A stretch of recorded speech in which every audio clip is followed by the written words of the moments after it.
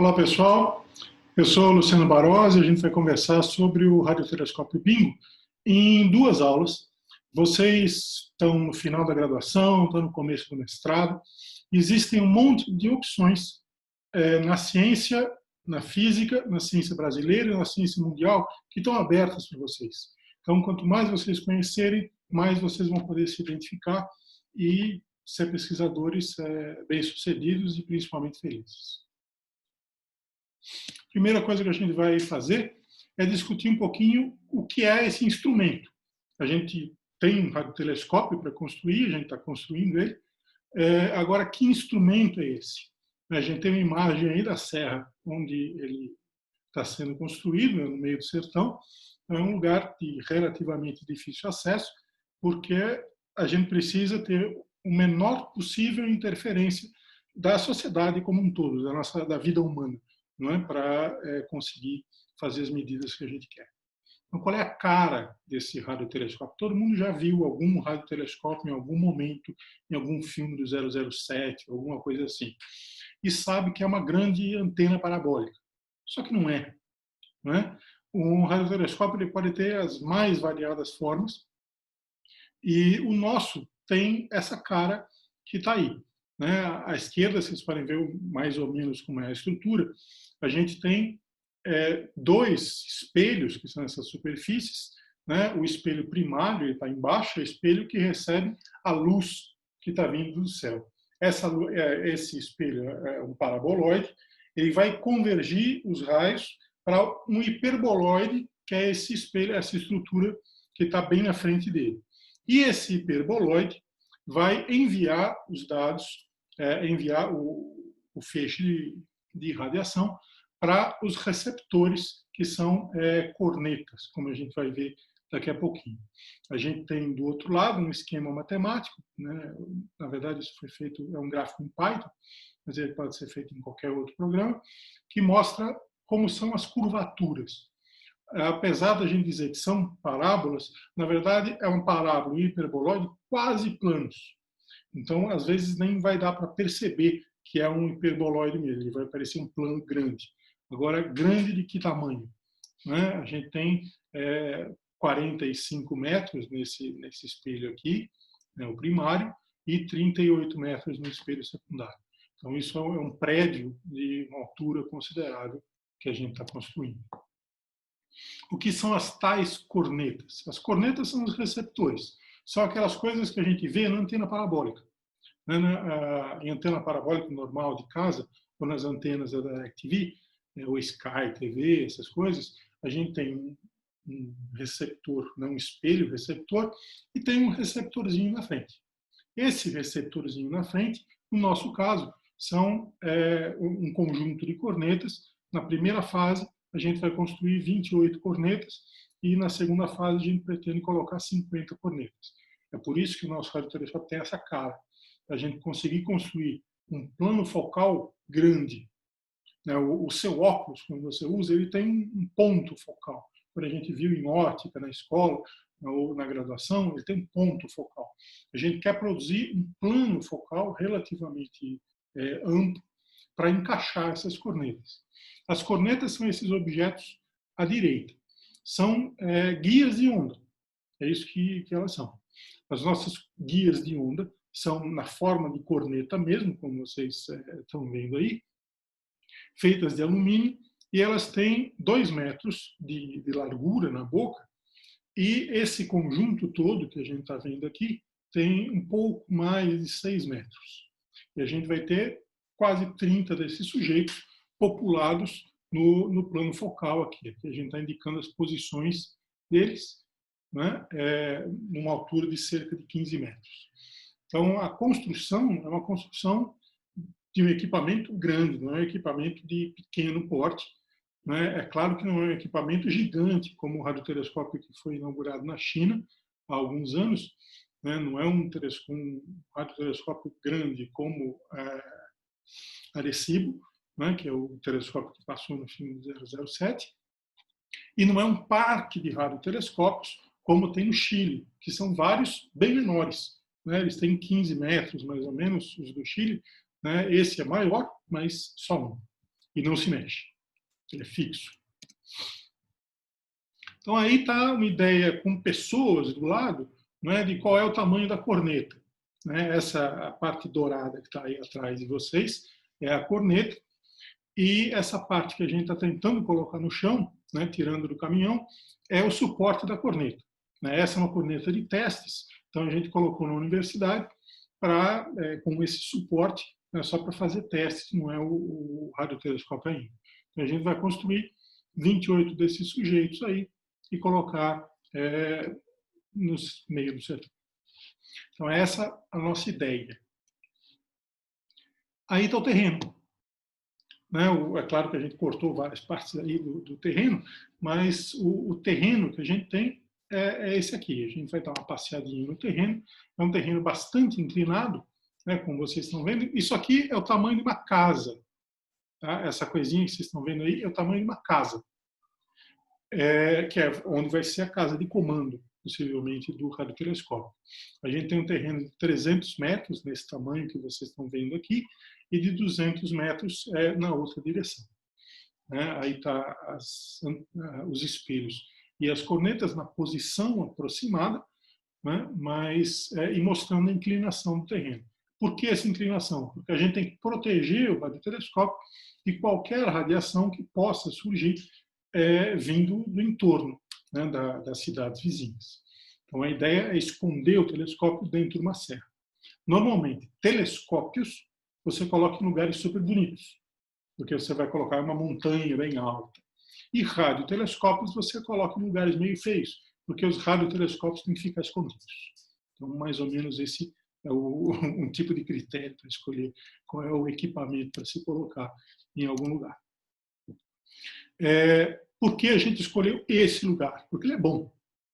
A gente vai fazer medidas de radiação eletromagnética, um radiotelescópio. E a gente vai usar uma frequência, uma banda de frequência, que vai de 960 MHz até 1260 MHz, que é essa faixa cinza que tem nesse gráfico aí de vocês.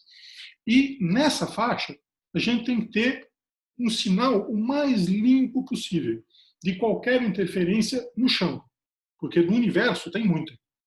A gente quer descobrir uma coisa que está muito longe do universo, como a gente vai discutir ao longo dessas duas aulas. Mas a gente tem que eliminar ao máximo o que vem da Terra. Então a gente procurou, e chegou num ponto aí em que a gente é capaz de detectar um avião. Esse cara aqui, em 1091 Hz, é o transponder de um avião que estava passando aí no momento que a gente fez a medida. Tem algumas coisas que não são definidas, a gente não sabe o que é. Em 984 é uma torre de celular. Certo? Nosso celular não pega lá. O celular, que tem só uma barrinha, ele está nessa escala que vocês estão vendo aí, em menos 70. O celular que não tem barra nenhuma, mas toca de vez em quando, está em menos 90, menos 100, às vezes, dependendo um pouco qual é a frequência que o aparelho utiliza. Né? E a gente está observando esse ruído que vocês estão vendo aqui em menos 190. Então, esse é um lugar que tem características bastante positivas para a gente utilizar e é suficientemente perto. Né? É claro que se a gente fosse para o lado escuro da Lua, se a gente fosse para o meio do Oceano Pacífico, teria menos interferências humanas. Só que a construção também é bem mais difícil. Essa construção é relativamente próxima de uma cidade, a 30 quilômetros de uma cidade, então a gente tem mais facilidade. Junto com os outros radiotelescópios do mundo, a gente não vai comparar. A gente vai comparar com os que estão fazendo mais ou menos a mesma coisa. Eu ainda não falei, né, o que é essa coisa que a gente está falando, mas é cosmologia. E a radioastronomia em cosmologia não é assim super antiga, né? Ela tem pouco tempo porque ela precisa de muita tecnologia para ser realizada. A gente está querendo estudar um tipo de frequência em particular, eu mostrei a nossa banda de frequência, porque a gente está procurando a linha do hidrogênio neutro. A gente vai falar um pouquinho sobre isso depois. Mas é claro que vocês sabem que o hidrogênio é a substância mais abundante no universo, e radiações produzidas por hidrogênio provavelmente vão ser mais fáceis de achar do que qualquer coisa. O hidrogênio neutro, contudo, não é a coisa mais abundante do universo. O hidrogênio que brilha, que você vê em estrelas, o hidrogênio que brilha em aglomerados, em nebulosas, esse hidrogênio é quente. Hidrogênio quente é ionizado. Então, é outro tipo de luz que seria observado. Mas existe uma tendência, no século XXI, de utilizar o hidrogênio neutro para olhar o universo. Tem vários motivos para isso. No próximo slide, eu acho que a gente vai começar a ver o que tem de interessante. E tem uma técnica em particular, que é chamada mapeamento de intensidade. Isso a gente vai deixar bem claro com uns vídeos legais sobre mapeamento de intensidade. Então, a gente quer olhar o hidrogênio neutro com mapeamento de intensidade. Quem está fazendo isso? Existem algumas pessoas tentando fazer isso. Tem o grupo do ERA, esse pessoal está na Austrália, eles estão rodando já, e eles estão querendo olhar para um universo bem antigo. Esse Z é o desvio para o vermelho cosmológico, o redshift cosmológico. Quanto maior ele é, mais antiga é a coisa que a gente está olhando, ou mais longe ela está da gente. Em Z igual a zero é hoje. O ERA está olhando para uma época antiga e está tentando obter alguns sinais de hidrogênio neutro. A gente tem um experimento que não está olhando para o hidrogênio, ele está olhando para o dióxido de carbono, esse COMAP, em diferentes regiões também, mas também utilizando a mesma técnica, mapeamento por intensidade. Aquele radiotelescópio gigante da China também está olhando, ele está olhando para várias coisas. Uma das coisas que ele está olhando é para o hidrogênio neutro. E aí que ele está, esse cinzinho aqui, né? E nós somos esse laranjinha aqui. A gente está bem em cima deles, né? No caso, eles têm um tempo muito limitado, porque são vários experimentos que acontecem em um radiotelescópio. O tempo que eles têm dedicado ao hidrogênio neutro é muito pequeno. Então, no hidrogênio neutro, nós somos mais competitivos do que o FAST. Existe o SK-AMID, que seria de todos de maior sensibilidade e de maior área coberta. Só que ele foi cancelado por tempo indeterminado em função da falta de recursos. Ele era uma coisa que ia acontecer na Austrália e na África do Sul, né, no sul da África, não na África do Sul, né, em vários países do sul da África. Mas, por enquanto, pelo menos, ele está suspenso por alguns anos. E o CHIME é um radiotelescópio canadense que está rodando, está dando resultados interessantes em uma coisa chamada Fast Radio Bursts, que não tem nada a ver com hidrogênio neutro, mas que acabou calhando muito bem para eles. E vai ser muito bom para a gente também. Um tipo de coisa interessante que está acontecendo, uma coisa muito nova e essencialmente desconhecida. Então, esse é um panorama bem super rápido do que é um equipamento. A gente tem isso aí, certo? Agora, o que faz isso aí? A gente tem que discutir um pouquinho o que é a cosmologia observacional, que é o objetivo de um radiotelescópio. A cosmologia observacional, a gente quer olhar o céu, obter informações sobre o céu, e essas informações não são informações relacionadas à astrofísica. É essa a diferença do cosmologia. Para a cosmologia, a gente está interessado na estrutura e evolução do universo como um todo. A gente não está interessado em discutir as propriedades particulares de galáxias, propriedades particulares de estrelas ou de algum outro organismo. Do ponto de vista da cosmologia observacional, uma galáxia é um ponto. Você tem uma poeira, que são as galáxias.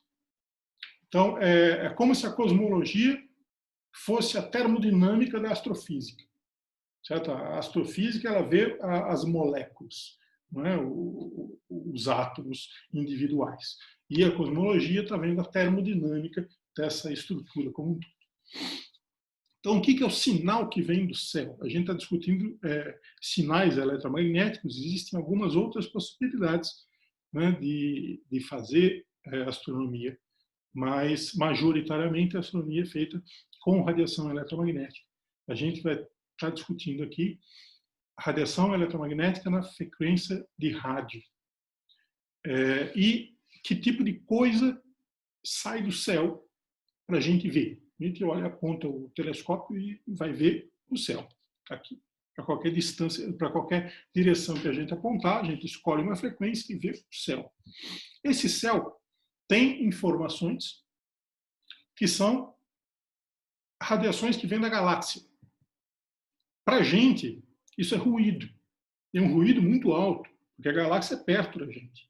A gente quer olhar para uma coisa que está a bilhões de anos-luz e a galáxia está perto da gente. Então, esse é um ruído grande. Tem fontes extragalácticas. E fontes extragalácticas também são ruído, mas elas, em geral, são pontuais. Você tem mapas de fontes extragalácticas. Uma fonte extragaláctica nova são os FRB, os Fast Radio Bursts. Agora, eles são ruído para o estudo da cosmologia, por enquanto. Mas também existem agora propostas de fazer cosmologia utilizando esse sinal, o sinal do Fast Radio Burst. Nós temos também uma coisa que trouxe muito conhecimento do universo para a gente, a radiação cósmica de fundo. Agora, para o que a gente vai fazer com esse radiotelescópio, ela é ruído, porque a ciência dela, o Planck, o satélite Planck, já fez, né? Já fez as medidas.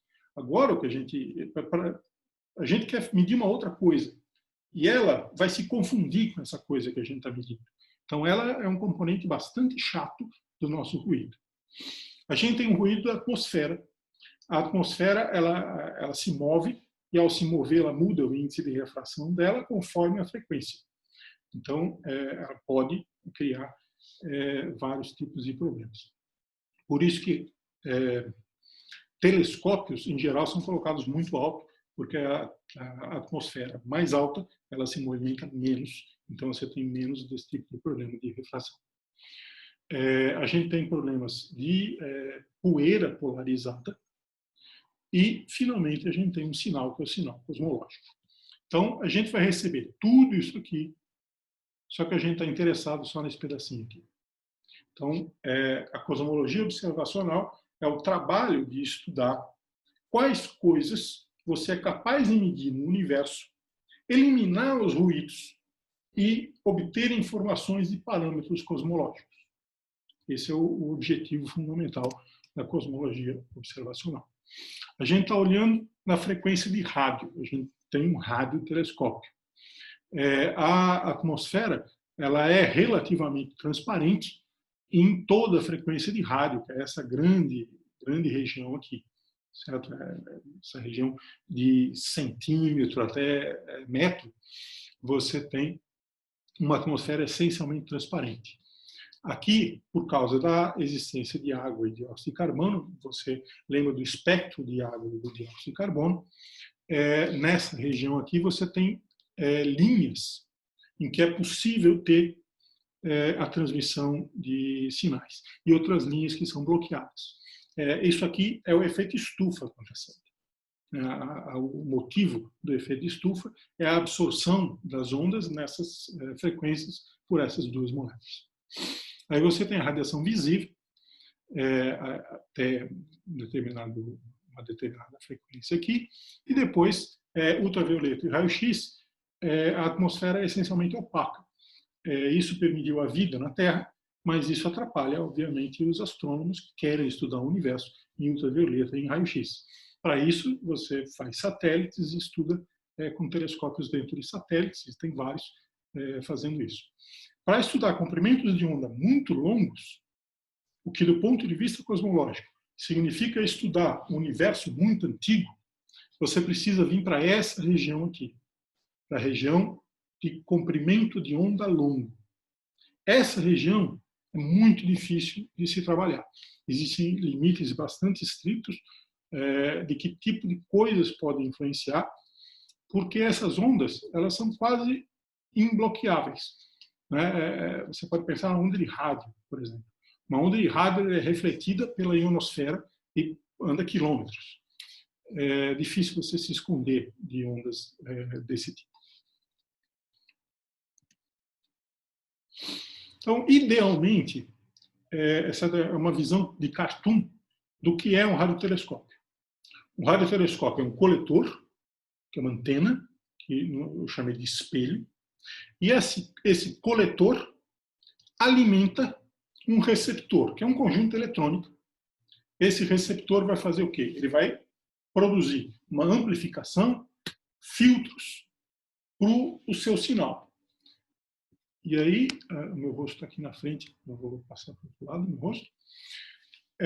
Aí você cabeia isso para algum lugar que vai tratar um pouquinho mais o sinal, você grava o sinal e você encaminha para a análise. Essa análise, em geral, é sempre alguma coisa que parece uma transformada de Fourier. Então, em geral, é algum tipo de espectrômetro. Esse tipo de espectrômetro é uma coisa que parece uma transformada de Fourier.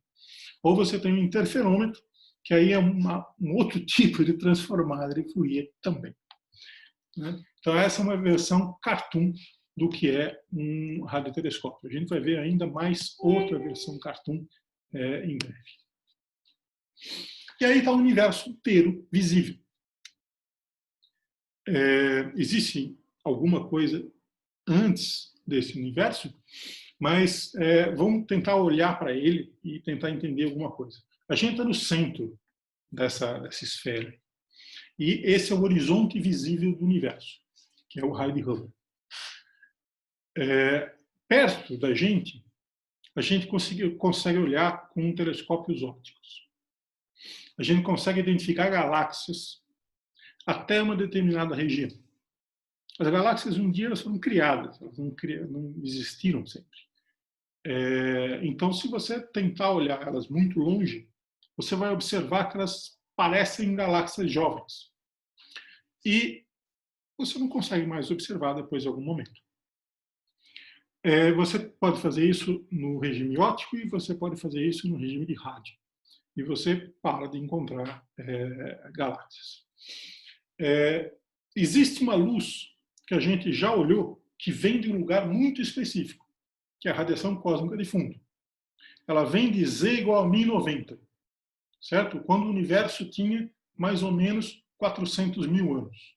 Hoje o universo tem 13,7 bilhões de anos, então isso é há mais de 13 bilhões de anos atrás. Essa luz a gente recebe como radiação cósmica de fundo, e essa luz já nos deu muita informação sobre o que aconteceu no universo. Agora, depois dessa luz, vem uma era em que o que é essa primeira luz? Essa é a primeira luz do universo.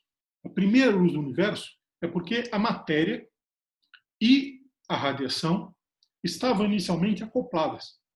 O universo era opaco. E o universo deixou de ser opaco à medida que se expandia. Quando ele vira transparente, que é o contrário do opaco, a luz começa a se propagar. Essa luz que começou a se propagar nesse instante inicial é a radiação cósmica de fundo, que a gente consegue observar hoje como um fóssil do universo, um registro fóssil do universo. Agora, o que tinha no universo nessa época? Nada de concreto, certo? A gente vai mostrar o que tinha, mas não existiam estruturas. O universo era um grande plasma.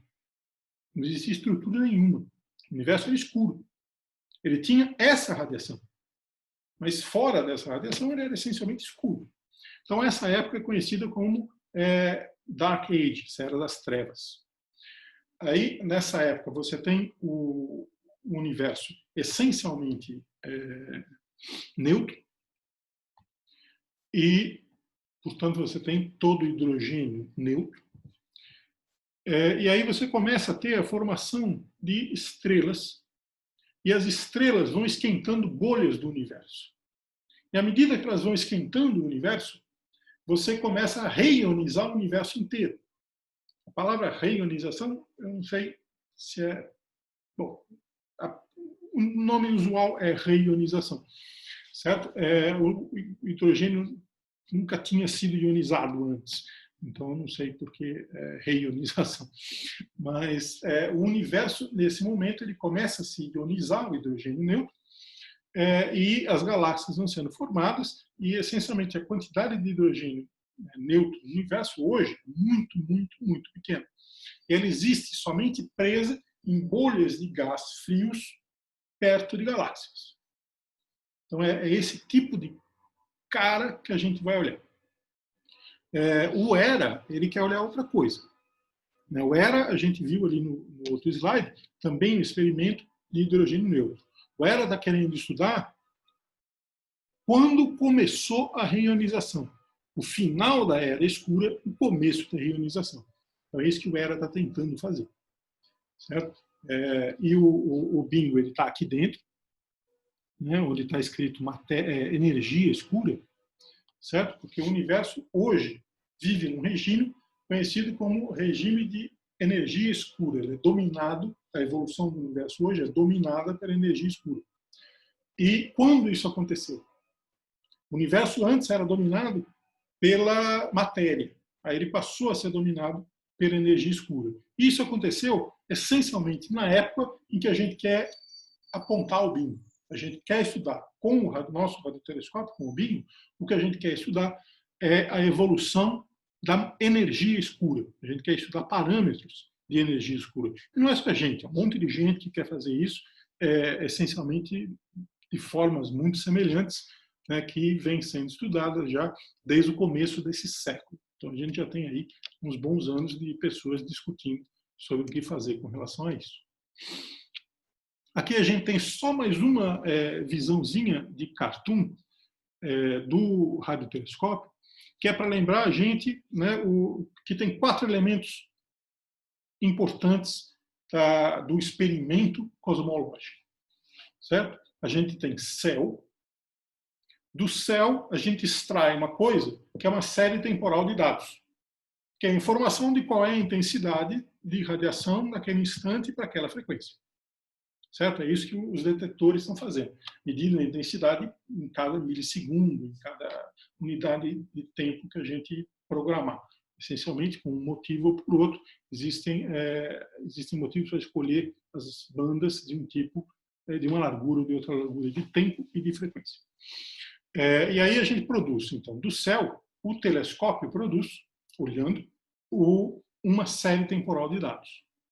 Dessa série temporal de dados, a gente quer construir um mapa, que é um mapa do universo. Aqui está demonstrado como uma projeção. Essa projeção se chama projeção Moore-White. Mas é como se fosse uma projeção de Mercator, né? Que você pode pegar o globo terrestre inteiro e fazer a projeção dele em um plano. Essa projeção é a projeção que preserva áreas. Por isso que as pessoas costumam utilizar essa projeção em cosmologia. Então a gente quer construir esses caras, a gente quer construir mapas do universo. E dos mapas do universo, a gente vai estudar esses sujeitos de novo, fazendo outra transformada de Fourier, em algum sentido.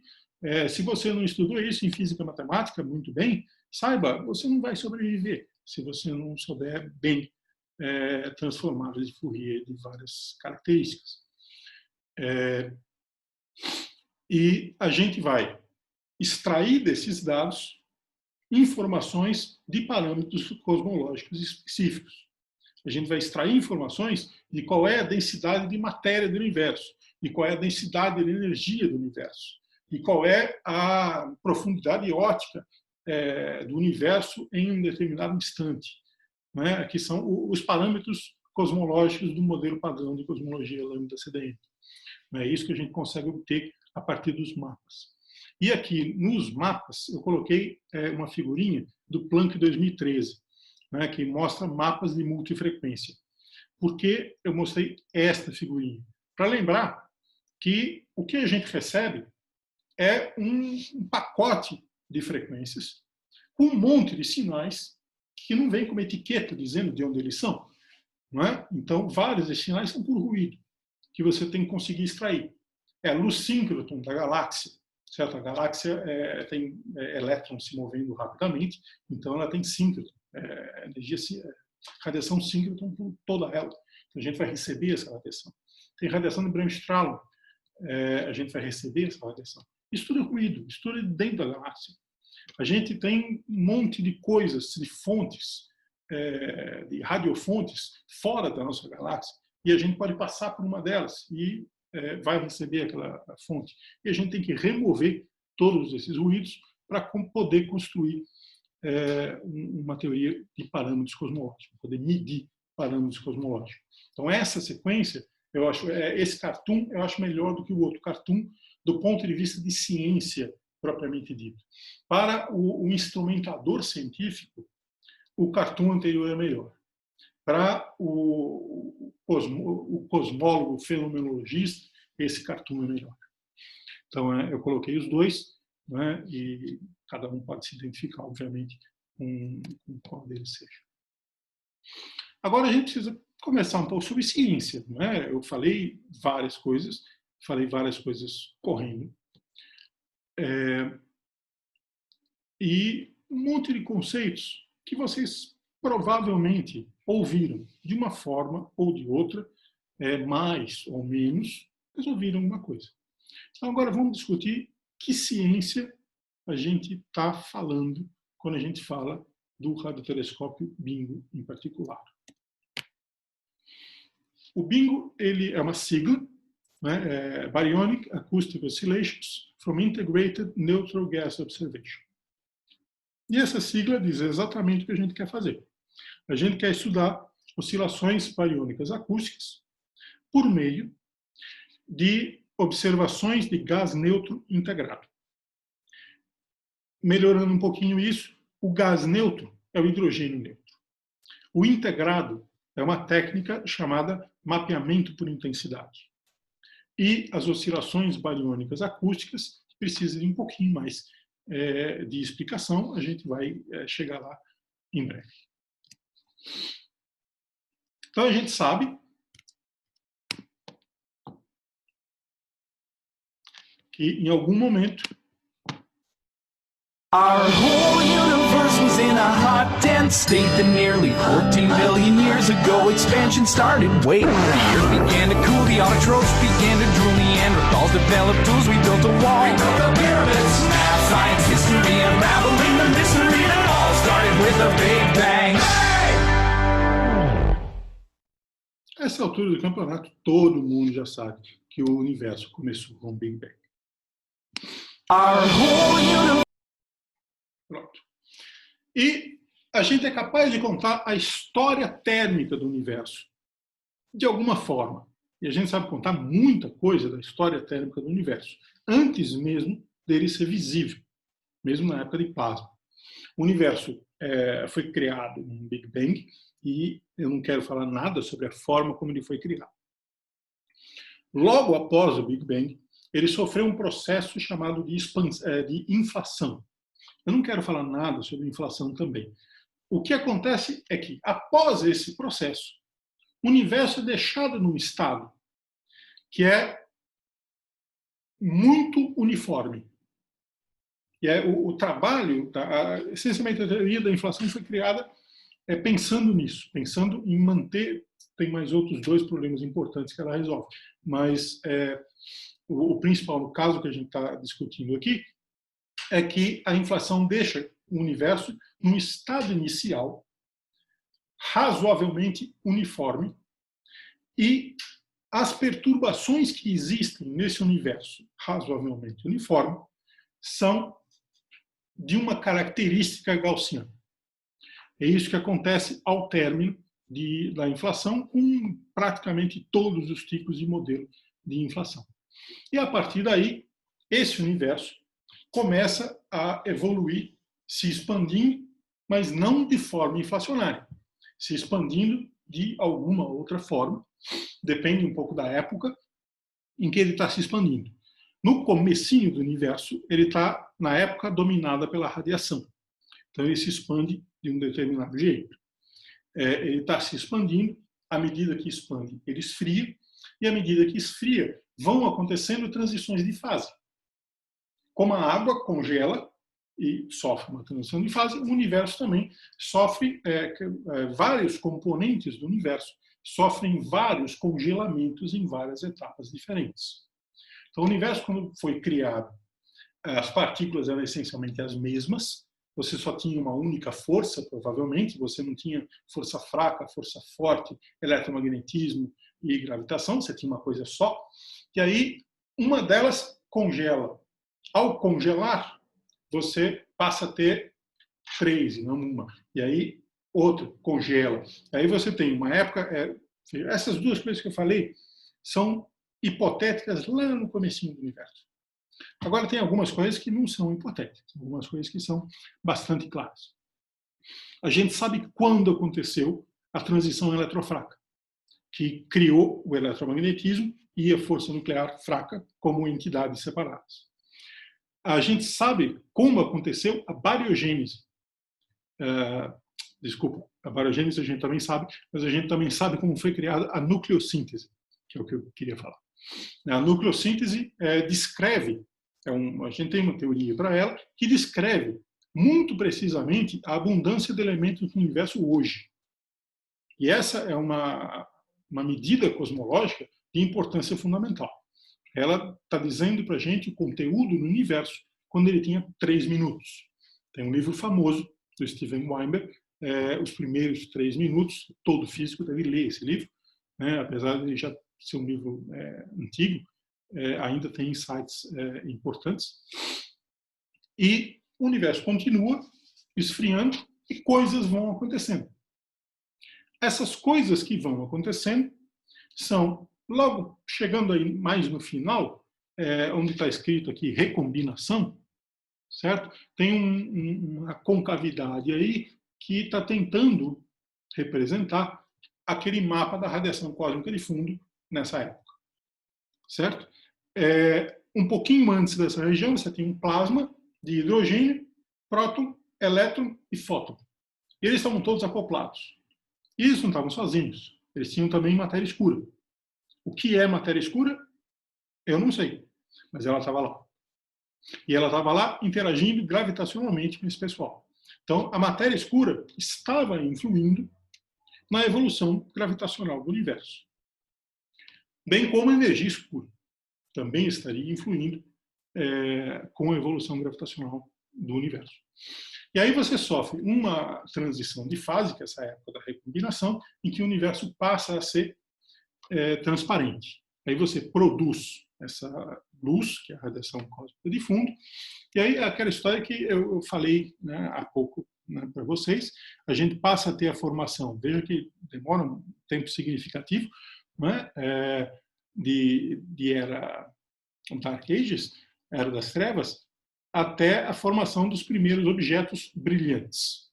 Né? Esses primeiros objetos brilhantes começam a ionizar o meio de hidrogênio, e o universo recente é essencialmente todo ionizado, né? A não ser por essas bolhas que eu falei para vocês. Então, esse é o entendimento que se tem de uma coisa chamada modelo cosmológico padrão. Ok? Esse modelo cosmológico, ele tem vários elementos. O principal elemento dele é a evolução gravitacional do universo. A gravitação do universo obedece à equação de Einstein. Essa aqui é a equação de Einstein, a tensor de curvatura de Hit, menos meio Gemini, o escalar de Hit, e do lado de lá, Gemini é a matéria. Então você tem aquela coisa famosa, que é energia de um lado, gravitação de um lado, geometria de um lado, e matéria do outro lado. Aí você diz que a geometria induz a matéria e a matéria induz a geometria. Essa é uma equação altamente não linear, e é por isso que um induz o outro e o outro induz o outro. Essa equação tem uma solução homogênea e isotrópica. Homogêneo, vamos lembrar, é aquela coisa que em qualquer lugar que você estiver, parece o mesmo. E isotrópico, qualquer direção que você olhar, parece a mesma. A gente pode construir uma métrica, que é uma solução dessa equação, que satisfaz essas condições. A gente pode produzir 4 dessas soluções. As 4 estão aqui, bom, na verdade só 3 estão aqui descritas, a quarta não está, mas a quarta é tão esquisita que não vale a pena comentar também, porque ela não é fisicamente aceitável. O que a gente tem aqui, do lado de cada parênteses aqui, é uma esfera. Uma esfera com uma coisa esquisita embaixo. Essa coisa esquisita embaixo é a curvatura. Se a gente tiver curvatura 0, isso aí parece uma esfera. Parece as coordenadas esféricas. Ok? E dá para ver bem, certo? É dr², mais r², o ângulo sólido. E aqui a gente tem o tempo e tem uma coisa que é uma função que depende do tempo multiplicando essa esfera. Então, o raio dessa esfera vai aumentar com essa função, que é a função de escala do universo, o A. O significado dessa métrica é esse, certo? Você tem uma esfera, ou alguma coisa, certo? Não interessa muito bem qual seja a coisa em 3 dimensões, e essa coisa em 3 dimensões está evoluindo em 4 dimensões. E em 4 dimensões ela está inflando. É isso que a gente tem para essa métrica. Aí a gente pode resolver essa equação aqui, que é a equação de Einstein, com essa métrica. A gente joga essa informação aqui. E aí a gente escolhe qual é a matéria que a gente tem no universo. A gente tem que escolher uma matéria que também obedeça à nossa simetria. Se a gente escolher um universo homogêneo e isotrópico, a matéria deve ser também homogênea e isotrópica. Então a gente tem poucas opções de matérias para colocar. A gente só pode colocar uma coisa chamada fluido. O que é um fluido? Você estudou fluido em física 2. Né? É o mesmo tipo de fluido, de certa forma. O fluido é uma coisa que tem densidade, ou densidade de energia, e pressão. É só isso que esse fluido pode ter. Esse fluido não pode cisalhar, ele não pode ter viscosidade, porque ele não satisfaria, nessas condições, homogeneidade ou isotropia. E a gente pode considerar 4 tipos de fluidos.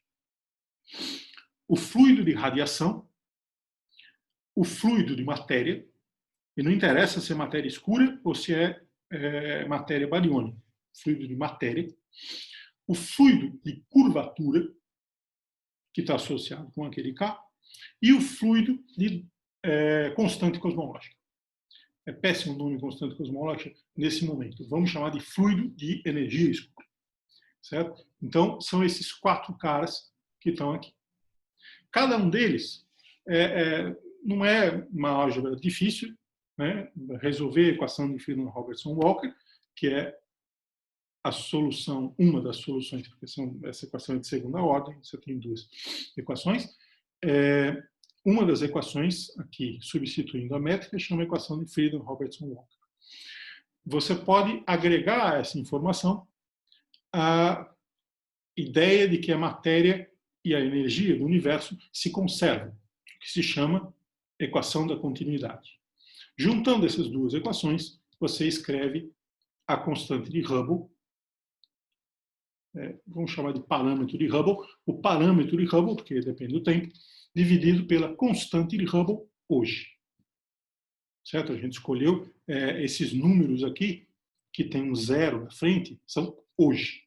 Isso aqui é a densidade de radiação do universo hoje. A densidade de matéria do universo hoje. E assim por diante. E aí, como a gente sabe a densidade hoje, a gente sabe como ela evolui, a gente consegue voltar no tempo e saber como o universo era no passado.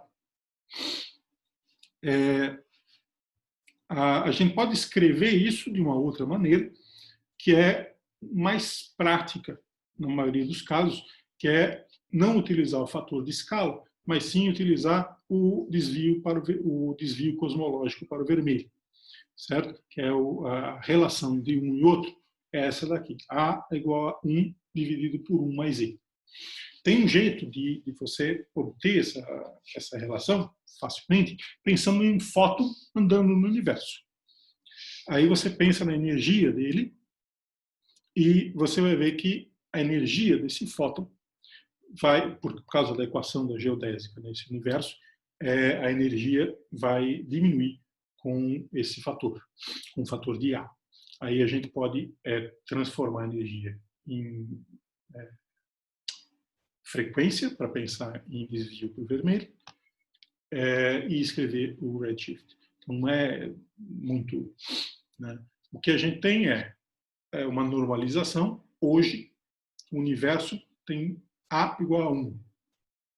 A gente tem que escolher um número. E o que significa que Z igual a 0. Né? Então, Z cresce, indo para o passado, e A diminui. A vai de 0 até 1, e Z vai de infinito até 0. Então, esse H é o parâmetro de Hubble. O que ele está medindo é uma velocidade. Ele está medindo a velocidade de expansão do universo. Ele é a derivada temporal do fator de escala dividido por A. Qual é a dimensão desse cara? Você pode pensar nesse sujeito, você pode multiplicar por C ou dividir por C. Né? Tem uma velocidade aí no meio, então você vai obter ou um raio ou um tempo. Você pode pensar num tempo de Hubble como sendo 1 sobre H. E esses ômegas que são aqui, eles são os parâmetros de densidade para cada componente no universo. E é um parâmetro de densidade comparado com um parâmetro que é o parâmetro de densidade crítica. Crítico por quê? Eu escrevi a métrica de um jeito que tem a curvatura aqui dentro. E eu coloquei aqui também a curvatura como sendo um tipo de densidade de energia. Coisa que eu posso fazer. Como eu poderia colocar a energia escura aqui nessa equação como sendo uma constante cosmológica. Mas eu escrevi a equação de Friedmann de um jeito em que tudo parece algum tipo de matéria, algum tipo de energia barra matéria, né? Que é ou radiação ou energia. E tem essa energia associada à curvatura. Você pode observar isso e pensar que a soma de tudo é igual a 1. Ou a curvatura é igual a 0. Aí você obtém, impondo isso, você obtém a densidade crítica. E aí você escreve as expressões em termos da densidade crítica. Se os ômegas somarem todos 1, você continua com o universo com curvatura igual a 0. Se os ômegas somarem diferente de 1, você tem curvatura ou positiva ou curvatura negativa.